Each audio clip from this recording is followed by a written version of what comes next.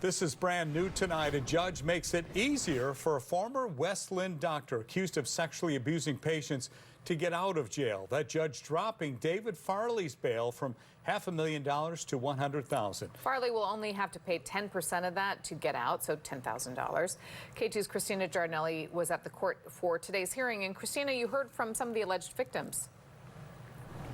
Yeah, Deb, all three alleged victims in this criminal case asked the judge not to reduce bail. Two of them sending letters, one of them actually speaking in court. Now, she claims she's known Farley her whole life and accused him of manipulating others to trust him.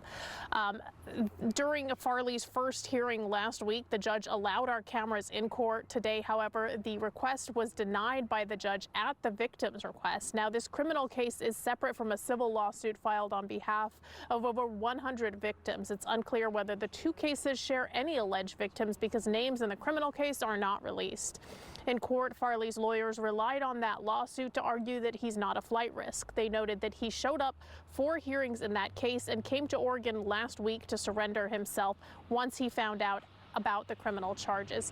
Now, prosecutors for the state did agree to the $100,000 in bail, which the judge ultimately settled on.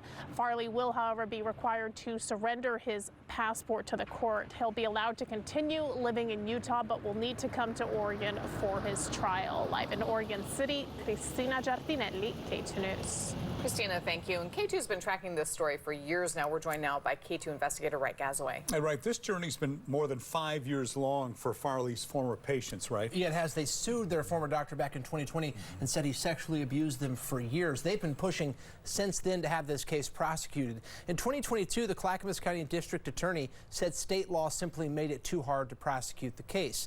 We started digging into that claim. I eventually sat down with DA John Wentworth in late 2022 and discussed the case and state law at length. Farley's patients say he mishandled the case. He disagreed, but ultimately did ask the Attorney General to look the case over.